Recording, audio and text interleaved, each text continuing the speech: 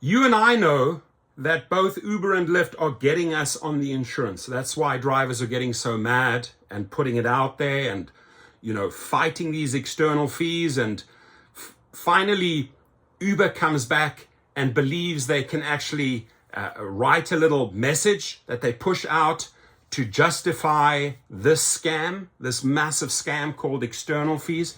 And remember, any insurance pro will tell you they're buying insurance bulk, low, and they're selling it to you high. It's the easiest way for them. They figured out, Uber and Lyft figured out the easiest way to lie and justify why they should be charging you these huge fees. Oh, it's going up and up and up, right? So we got to take more and more and more. Ladies and gentlemen, don't forget, they're almost like, it's almost like they're triple dipping here, right? Because they are charging the riders insurance. They're building those fees in. Then they're building them in as external fees. They weren't doing this a year or two ago. This just started in the last 1.5 years. They put in external fees, right? Furthermore, they're then gouging from buying low, selling high.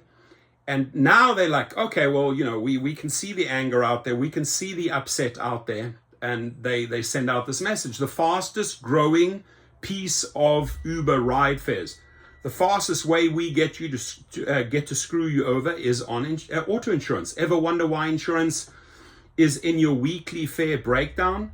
States require commercial auto insurance to cover riders and drivers when they're on the ride, which Uber maintains on your behalf. The cost varies state by state, but it is a fast growing piece of fares. So let's talk about commercial auto insurance. Commercial auto insurance is different from personal auto insurance. It covers riders and drivers while you are on a trip and ride fares to pay for it.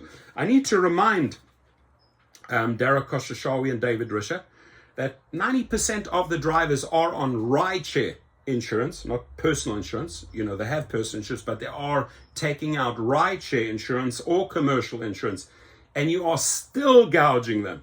And I guess what infuriates the people most that are paying super high premiums on commercial insurance is that they're being charged even more through Uber and Lyft. But that commercial insurance you need for your private riders. Otherwise, you don't get that certification and license from the state. So it's important that you have commercial insurance as a private driver. You can be on Uber, Lyft, let's say with a suburban SUV, and you're doing private rides. I explain that below in the private chauffeur course at Gig Rocket underneath the link. But Uber doesn't care. Lyft doesn't care that you're paying all this additional insurance. No, we found out a way how to buy low and sell high. And we're not only doing that to you drivers, we're also doing that to the riders. So commercial auto insurance is different from personal auto insurance. It covers riders and drivers while you're on the trip, and ride fares pay for it. Coverage varies depending on which state you drive in. The coverage Uber must carry on your behalf could be $250,000 or up to $1 million. Paid by fares. It's paid by fares. Here they're saying it's paid by fares. Commercial auto insurance is paid by riders, and while its share of fares is growing, drivers still make the majority of what riders pay weekly. I mean, you cannot put a bigger lie out there than this paragraph. They're sort of trying to justify it to riders, trying to justify it to drivers why they are double dipping or triple dipping, as I call it. Your comments, please. If this infuriates you, you should leave a message, because the one thing they do is they don't like comments in their own videos, Uber Video, YouTube channel, but they sure go and research all the other channels and read the comments. They want to dial in and know what's going on. This is your chance to stick it to them on insurance. Go for it.